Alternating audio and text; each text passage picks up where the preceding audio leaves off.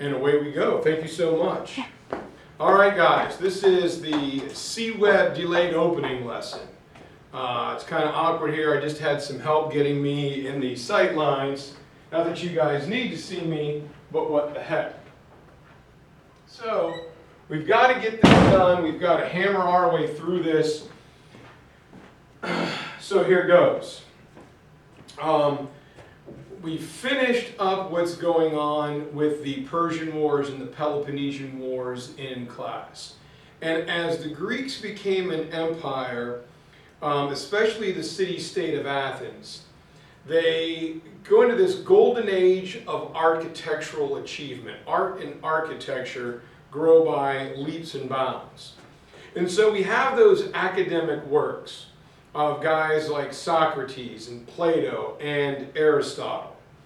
And while those things are great, there's also some other great artistic influences which also made the city-state of Athens famous. Plato, when he supposedly went to Atlantis, said that everything exists in an idealistic form. So the Greek artists and architects who had to rebuild the city try and show that in what they build, in their statues and in their architecture. So if you look at the Parthenon here, all lit up, it's not very gaudy, it's not very big. In fact, the front is lower than the back is wider than the front, even the columns kind of taper. And what it's done, it's built to capture the light. And the light makes it look bigger and brighter than it really is. It's not gaudy, it's not overly done, it's very nice and simple, very tastefully done. The art was also idealistic, and here is the most famous statue of Greece called the Discobolus, or the discus thrower. And Greek statues try to show people in their best, most perfect form. If a person was short or tall or fat or skinny or had a big, mole or a scar, none of it would be shown. Everybody existed in their most perfect form. You were thickly muscled with wide shoulders and a thin waist. You were just totally ripped. No scars or blemishes. And so basically you're thinking, oh my God, if I did that, it would kind of look like me. But it's not. Again, the Discobolus has a well-trained body, but he's also smart. He's thinking, the sound mind. And the Parthenon, it's not big, it's not gaudy, it's overly done. Very simple, beautiful elegance. That's what the Greeks were aiming for. It doesn't need to be overdone. I describe it during the holiday season. You see a house, a colonial house, red or white brick with columns, and they have wreaths in the window with a candle. And you're like, oh, that's very simple yet very beautiful. Then you look at like my neighbor's house in Hillsboro, we call him Crazy Christmas Light Man, or Clark Griswold from Christmas Vacation, and they got lights everywhere. That would be like ancient Rome, where Greece is nice, simple, elegant, and beautiful. And so as I said, art is one thing, architecture is another. The Parthenon, the temple to Athena on the Athenian Acropolis, the builders want to show again this perfect sense of balance and harmony. So when people saw it from far away, which most Greeks did, it caught this light, as I said, and made it look bigger and more beautiful than it totally was. Simple, tasteful, perfection. And what the Greeks were always warning about, especially after the Peloponnesian War and the Persian Wars, was not to get cocky. We build these things simple and elegant as a reminder that everything is in its most beautiful form, but don't get carried away with yourself. And so the thing that the Greeks wanted to guard against was excessive pride.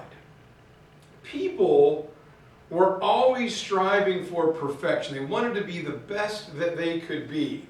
But they had to be careful how proud they were because, You know, pride cometh, it's a parable. Pride cometh before the fall. Don't get too cocky. Don't forget where you came from. All right, you can be proud of your accomplishments, you can be proud of your achievements, but remember how you got there. And to the Greeks, the idea of excessive pride is known as hubris.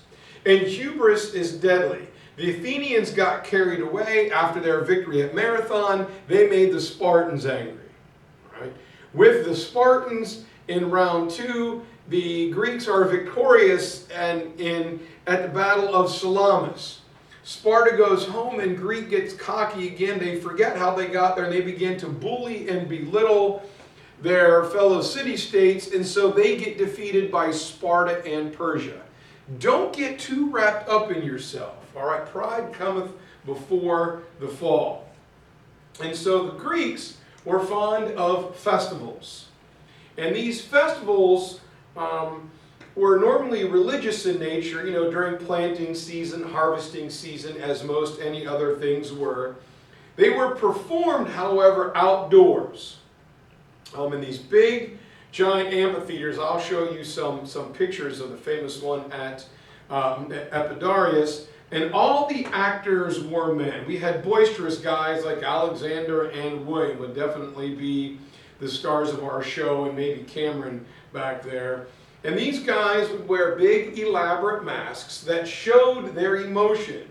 If there's any theater people in here or any techies, you know the symbols of the theater are the smiling mask and the frowning mask, standing for tragedy and comedy that was created back in this time in Athens. Again, all of this is going on after the Persian Wars, through the Peloponnesian Wars, in the golden age of Athens.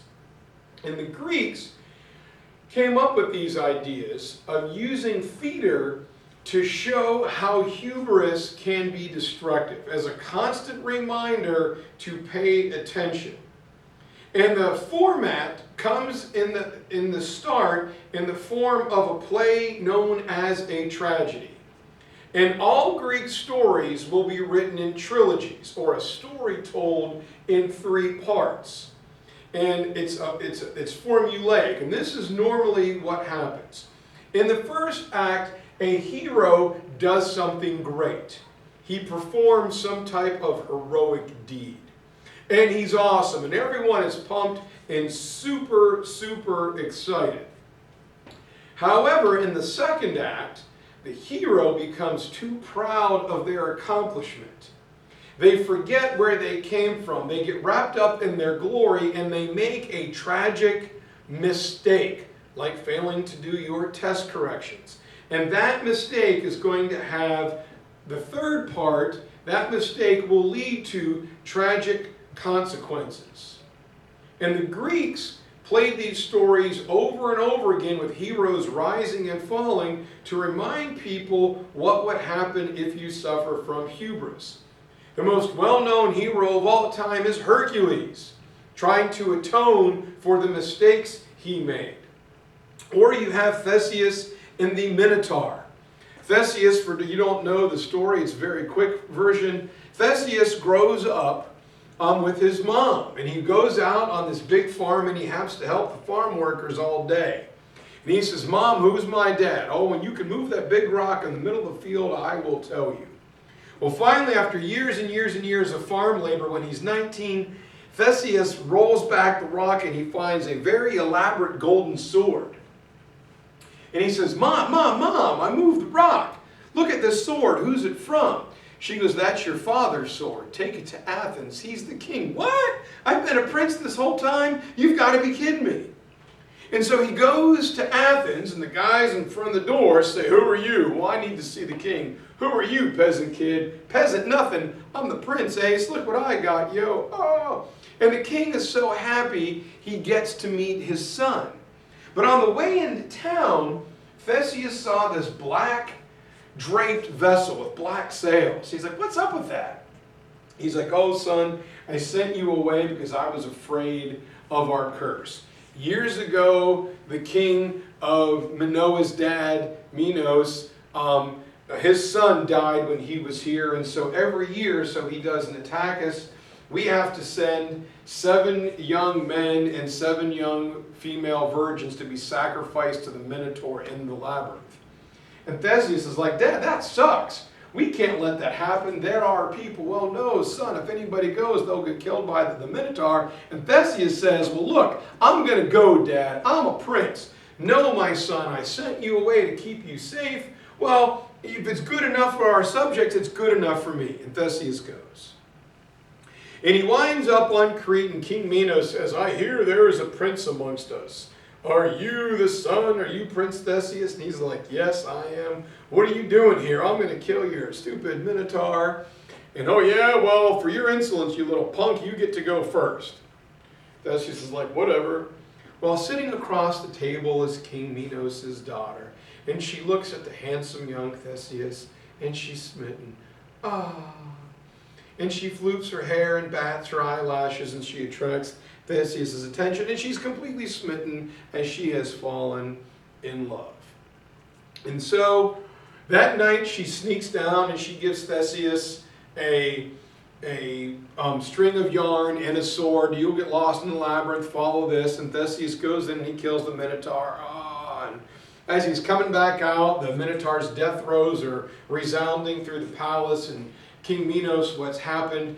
And his daughter says, you know, Theseus, I love you. You've got to take me with you. I helped you. My father will disown me. Please take me with you and I'll be your wife. And Theseus is like, dude, awesome. I find out that I'm the Prince of Athens. I kill a Minotaur and I get a gorgeous young princess. This keeps getting better. Theseus gets back aboard the boat and he sails home to Athens. But his dad said, son, if you really want to go, do me a favor. And so I know you're coming back alive. Take down the black sails and raise white ones. Well, Theseus sits back in the sunshine. I'm a prince. Got a hot new fiance. Killed the Minotaur. I'm feeling real good. And he forgets what his dad asked him. He makes a tragic mistake. He forgets to take the black sails down. His dad went up every day to the cliffs to see what was coming. He spotted black sails in the distance, thinking his son was dead. He takes a header and jumps off the cliff. Theseus pulls up to the harbor. Hello, I am home. Probably a musical version just like this. I'm pretty sure it's a musical. Alexander's going to star in it. I am here. I am awesome. I have a hot new fiance. She's a princess too. Where's my dad? Let me tell him. And they're like, oh, Theseus, you forgot to take down the black sails and your dad jumped off the cliff because he was sad. And Theseus thinks he's cool, and he hears that and he just deflates like a Macy's Thanksgiving balloon. That's hubris, heroic act. You make a mistake and it has consequences. And the 3 great playwrights use this idea to warn the people about excessive pride. The father of the tragedy is called Aeschylus. And Aeschylus served as the role model for people to follow. He comes up with this 3-part formula.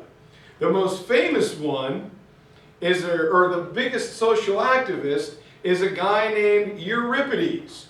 And he championed the rights of women and slaves. And I'm so sad I can't do this for you in person, but here is my greatest world history joke of all time.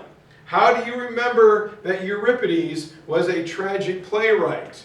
Because when your mom buys you a new pair of pants, she says, hey Cameron, Euripides pants, and it's going to be a tragedy. Exactly. That one is so funny. Even the Annas laughed over here. Lily is peeing her pants back there. And I believe there was even some emotion from the people here in the front row. That's awesome. Euripides pants, there's going to be a tragedy. See, Webb, I hope you like that one. So, all right. After Euripides, who's trying to raise the status and prominence of how poorly women and slaves were being treated in society, we get the most famous Greek playwright, a guy named Sophocles.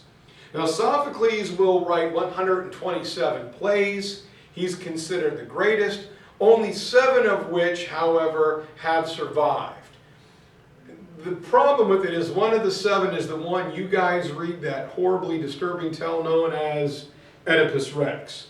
So, thank Sophocles for that. But he wrote his plays specifically to warn against what happens when you get full of too much pride. And that's what people are doing. And so for years, the Greek theater was like your sophomore reading curriculum, all right? It was constant, like, oh, hero and tragic action, it gets more depressing, things fall apart, nectar in a sieve, night, and you're like, oh my God, can things get any worse? And finally people said, you know what? I'm tired of this, let's do something different. And luckily, there was a guy named Aristophanes. And Aristophanes brings out the idea of comedy, the smiling part. How do we know that Aristophanes was a comedian? Because they said, hey, you know what? Aristophanes is funny. Yes, it's nowhere near as good as Euripides, but it's not bad. And so while the 3 great tragic playwrights are writing, Aristophanes invents the satirical comedy, humorous satire-like comedy that made fun of people and customs. In the modern era, it's like Saturday Night Live skits, or Jon Stewart and Stephen Colbert, where you imitate and you make fun of people, you satirize them. President Obama, let me be clear, speaking, and then you have Alec Baldwin being the Donald, well, what I'm saying is right, in the big debate. And you have like Tina Fey playing Sarah Palin, and you have, oh God, I don't know what her real name is. You have Leslie Knope being Hillary Clinton. You kind of make fun of them because when you're in a leadership position, you've got to have thick skin. And your actions, no matter what you do, are going to make some people angry. So you're an object of satire. It's not supposed to be meanly intended. But a lot of Greek leaders were offended by being made fun of in these comedies, and they didn't like Aristophanes at first. But the people loved him. He was hysterical, having these parodies. Like the famous one, you can probably Google it, was when Chevy Chase used to play President Gerald Ford, and he fell down like a series of steps going to Air Force One. And so for years, every time Chevy Chase appeared as Gerald Ford, he fell down and he tripped. It was a constant reminder that he was goofy. President Bush the First got some bad food and threw up on the Japanese Prime Minister in Japan.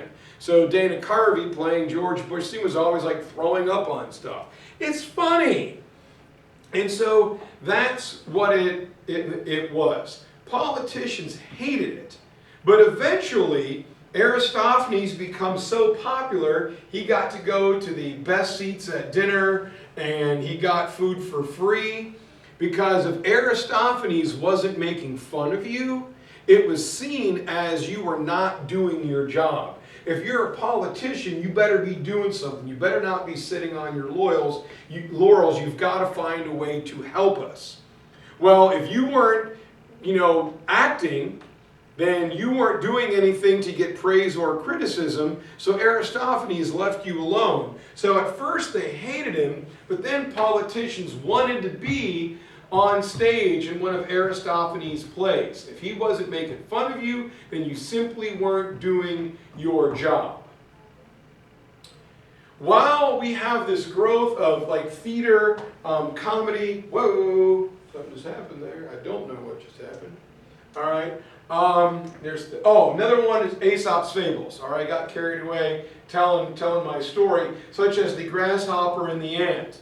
The ant is always working, preparing for winter. The grasshopper says, hey, let's dance, let's sing, let's play. Let's not study for AP World. And over here is Brandon. He's digging in. He's studying. Over here, we've got Karina studying. Over there, we've got like Max and Peyton studying. While everyone else is jumping and screwing around, getting ready for Tiger Chill. People are preparing. they're getting ready. And I'm using your names just because I'm talking to myself and it kind of helps me. So just pretend, just kind of go with it. Here's that Saturday Night Live satire I was talking about. We're going to get past the 3 grades. We're going to get to them later. And now we get guys that I like, history teachers or historians. 2 most famous are Herodotus and Thucydides, the kings of history. And when it comes to writing history, Herodotus is seen as the father of history. However, when he recorded history, he would often tell a story, and if there was a gap, if there was something that he couldn't corroborate, he would just make it up. So he blended fact and fiction to tell his story. Some of the things happened, but a lot of them didn't. And so he writes on the Persian Wars. Whatever he couldn't prove, or corroborate with an eyewitness, he would just make up himself. Taking over for him is this guy Thucydides, who I like to say was more thorough. When Thucydides wrote, he was more factual. His reports didn't have a bias. If he couldn't corroborate it, he writes on the Peloponnesian Wars. If he couldn't find an eyewitness, or a Spartan and an Athenian telling the same story, or a Spartan and a Persian telling the same story, he didn't write it. He had to have an eyewitness to corroborate what happened. And these are the great historians of ancient Greece. Following the Peloponnesian Wars, all right, we get this guy, one of the most famous people of all time, Alexander the Great. And Athens had its golden age. It was destroyed again in the Peloponnesian Wars. And after that, the city-states of Greece fall into this massive round-robin tournament of chaos. And in it was a guy from Macedonia, Philip of Macedon, greatly admired Greek culture. He was a barbarian or so war leader to the north. And when he was captured, he fell in love with Greek culture and was saddened by it, that they were fighting themselves. And he loved it so much, he hired Aristotle to come and be the tutor, private tutor, to his son Alexander. And you can still see in the little cave where Alexander and Aristotle, where Aristotle was teaching Alexander, and there's some scribbles that they wrote on the wall still there. And Philip of Macedon decided that he would have to conquer his Greek neighbors to save them from themselves. And in 338 BC, with his son Alexander helping, riding his famous war horse Bucephalus, the Greeks were defeated at the Battle of Sharona, saying they had to be conquered to save them from their corrupt and inefficient government. Just as they're done conquering, King Philip is killed on the way to his daughter's wedding, exactly like King Darius of Persia. Young Alexander, the 20-year-old, assumes the throne. There were some political hijinks I don't have time to tell you about, and young Alexander, who leads this famous cavalry charge on his big horse Bucephalus, is now the king. And Alexander is going to rule for the next 30 or so years, for the next 12 to 13 years, and become world famous. Now, Alexander was seen by many Greeks as a warrior barbarian. But being educated by a Greek, he falls in love with Greece. And the Macedonians are kind of cousins to the Greeks. And Alexander loves learning. He was an intellectual and he loved Greek culture. So Alexander, very shortly thereafter, is going to take over for his dad. And he wants to invade or punish Persia for what they did to the city-state of Athens after the Peloponnesian Wars. He wants to get back and get some of the art that was stolen, or to punish them for destroying some of the artistic achievements that the Greeks had made. So in 334 BC, Alexander invades Turkey, the west coast of Persia. And then he goes down into Egypt. In reality, he conquered Egypt because he heard of the food that was grown there, and his troops were going to need fed as they conquered deeper into Asia. And Alexander, while people thought of him as a barbarian, at first he picked fights he knew he could win. His army wasn't that big. And as he defeated people, he would do the old thing: surrender to me, honor me as your king, and give me soldiers, and I'll let you keep your same lifestyle. And when he's down in Egypt, he goes to an oracle where it is revealed to him that he is a demigod. He is descended from Hercules. And he tells this to his men as they begin to conquer in what is today like Israel, Palestine, and Syria.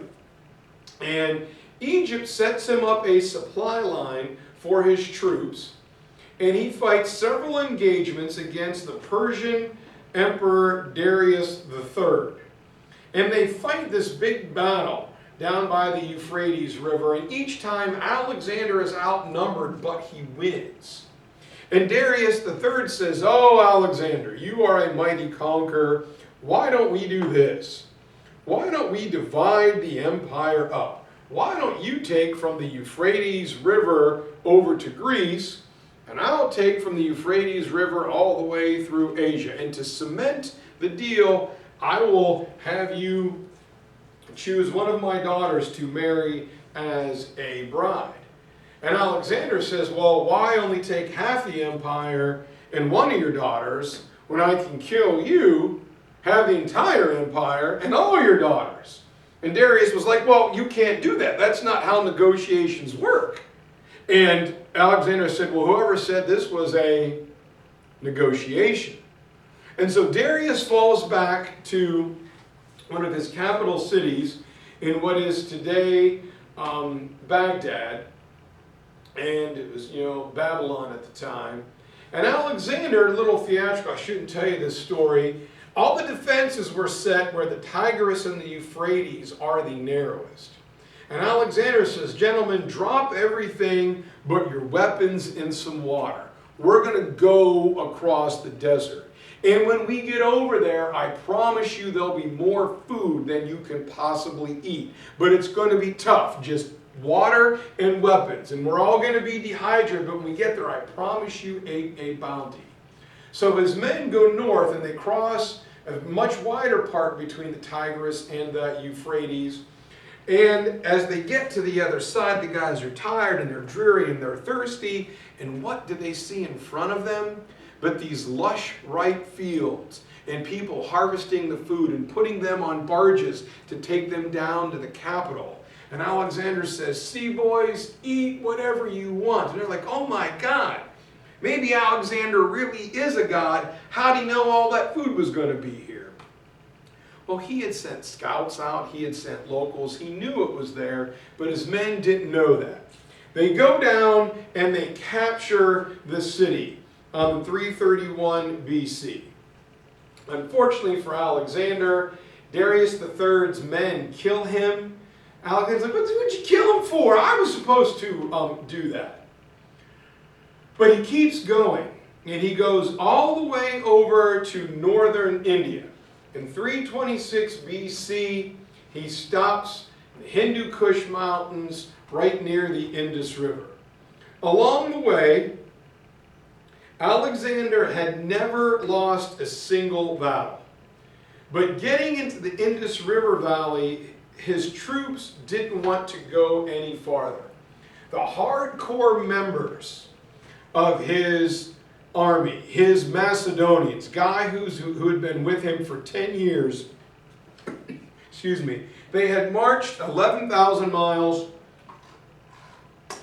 in 10 years, fighting much of the way, and here they were just tired. They're like, "Man, we want to go home Alex, enough is enough.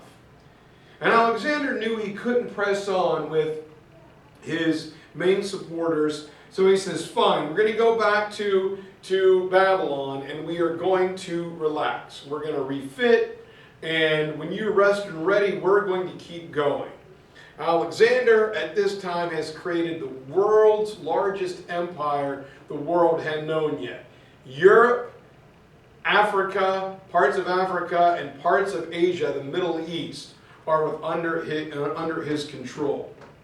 Unfortunately for Alexander, back in what is today Baghdad, he gets bit by a mosquito, the bite gets infective, and he dies of blood poisoning. But up to that point, he had created one of the largest empires the world had ever seen. And his legacy is something that is overlooked. He's called Alexander the Great, and he's remembered for being a conqueror, but I think he should more importantly be remembered for his thirst, his quest for knowledge. He was a warrior, yes, but he was also a student of the great Aristotle, who nurtured his love for learning. And this is his empire all the way across. He ends up creating something known as Hellenistic culture.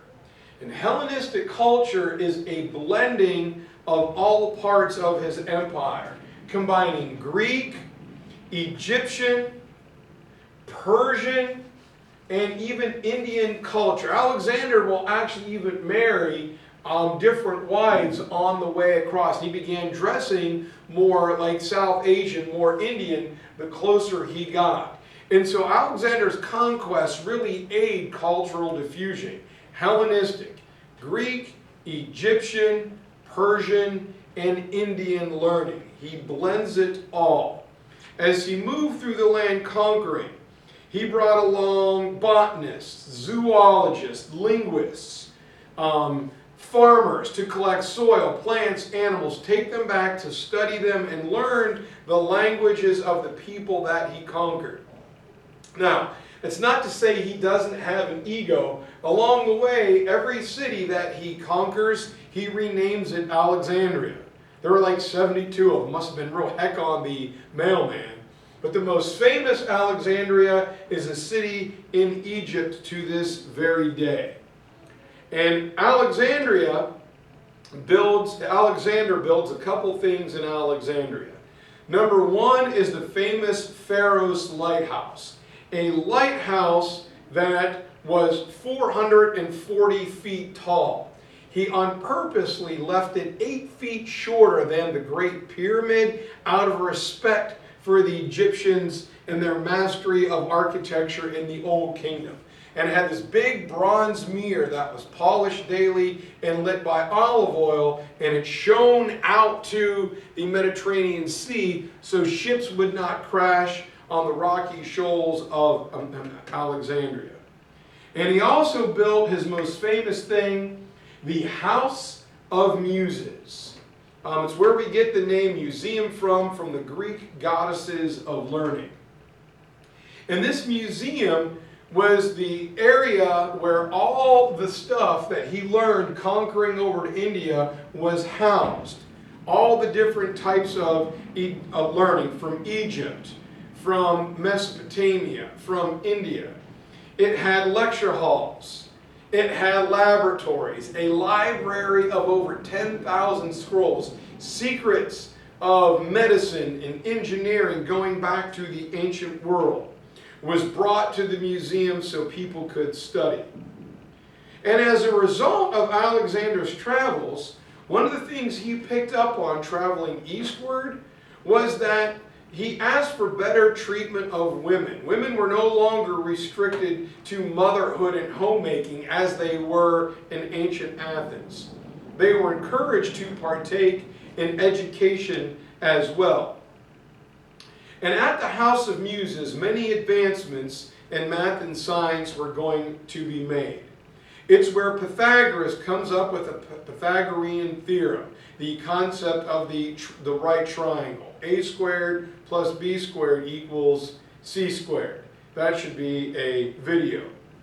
Another mathematician, a guy named Euclid, did not create geometry, but he took the knowledge of geometry from Egypt, from Mesopotamia, and even India, and he shared it with the known world. He wrote it in a step-by-step geometry book showing how geometry grows upon layers. And he called it the elements of geometry. Before we revised our math curriculum, the geometry textbook was called The Elements. It comes from Euclid compiling all known works of geometry into one easy-to-follow guide. After that, we have a guy known as Archimedes. And Archimedes is famous for things in physics. He came up with the use of many simple machines. Like the lever, when trying to lift a heavy object, you put a lever underneath it, fulcrum, and you can lift a heavier object.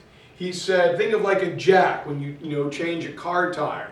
He gave the famous statement, give me a lever long enough in a firm place to stand, and I can move the world. Came up with the inclined plane and the pulley. So instead of lifting an object, if you use a block and tackle, a rope, and a pulley, it will displace the weight, making it possible for you to move and lift a heavier object. His most famous thing, though, is the measurement of volume. No, it's not the level of Sam's system in her big stereo, but it is, think the volume of a pop can. How much is the volume? How much can the can hold? And the story is, he was working for a king who wanted a new crown made. And his crown was made of gold, and he wanted to make sure the new goldsmith didn't rip him off. So when he gets the new crown back, he says, you're smart, Archimedes, make sure that this crown is the same, but you can't scratch anything off, you can't do it, you've got to find out a scientific way. Both crowns weighed about the same, they looked like they had the same density, and Archimedes was thinking, and he liked to take a hot bath. And he was dumping hot water in a tub, and it was filled right up to about the edge. And Archimedes stepped into the bathtub, and as he lay down, the water was displaced and it splashed over the side. By adding his body to the volume of the water, the tub couldn't hold it. He supposedly ran naked through the town yelling, Eureka, I have found it. And he got 2 buckets of water, filled them to the same level, put the gold crown in one, and the water came up to the edge. He put the second crown in, and I don't know if this is the way it went, but it's close enough. The water splashed over the side. This crown is more dense, takes up a greater volume of space than the other one. They scraped away the gold and found out that it was made of lead. Or maybe it was vice versa. Anyhow, the goldsmith cheated and was put to death. So that's volume. The astronomer Aristarchus comes up with a heliocentric theory that the Earth revolved around the sun. Everyone thought he was crazy. His ideas will not be believed for several thousand years. He also calculated the circumference of the Earth at the equator at its widest point and was only off by a couple hundred miles. This is way before people in the Middle Ages still thought the world was flat. So all this is a result of what Alexander did in the House of Muses. One of the other things near 400 BC is the famous physician Hippocrates. And Hippocrates began studying the causes of illnesses and looking for their cures. He would search for a medicine that would alleviate your symptoms. Runny nose, headache, fever. What different types of herbal medicines would bring that down? And he opened a school not only to train other men, but women as well, how to cure and treat these illnesses and injuries. And he made his students take an oath of ethical standards, that they would not do anything that would intentionally harm their patient. What he meant was you can't experiment on human patients. So today, any of your parents who are doctors, nurses, dentists, everybody will take the Hippocratic Oath. It is still a thing today, comes from this time. And so when we step back and look at, period 2 here, the classical world, when it comes to civilization and culture, the ancient Greek civilization will give the world, at least the Western world, some of the longest lasting gifts we have received. From ancient Greece comes the ideas of freedom, democracy, or representative government. Standards for law, for different types of art, architecture, artistic expression, and theater. Political thinking, philosophy, all right? Cosmopolitan education in the Hellenistic worlds, and many of these ideas form the basis of our society right now to this very day. One thing I don't want to skip, and that you know how I love my comparisons. I only have 5 minutes here. While Greece is expanding, over in India, in the old river valley, there is a new dynasty taking shape known as the Maurya dynasty. And it will develop near simultaneously with Greece. And it is the launching platform. It's where the modern relation of Hinduism comes together and really takes off. Now, in the last unit, we talked about the Vedic Age. All right? The Aryan invaders came with the Vedic Age. It lasted until 500 BC. And there were some limited changes as the Aryan Rajas came in and moved into the Indus River Valley. Well, in about 321 BC, the Maurya are going to form with a young man named Chandragupta Maurya.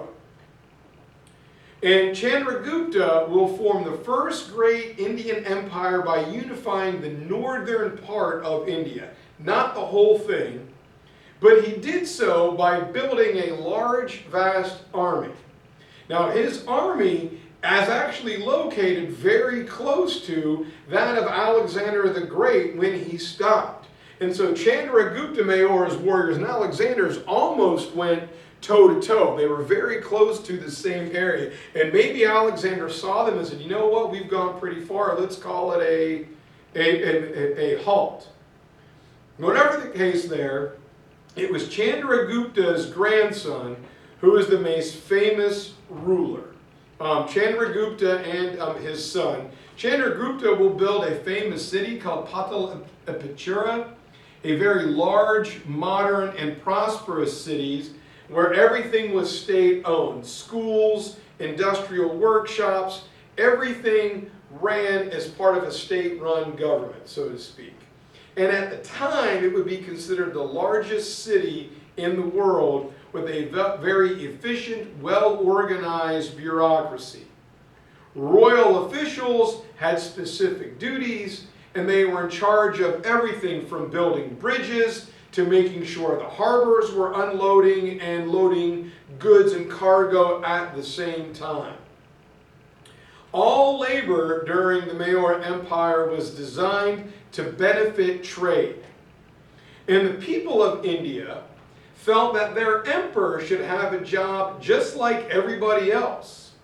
And so it was Chandragupta's job was to enforce the laws and make sure everybody experienced justice.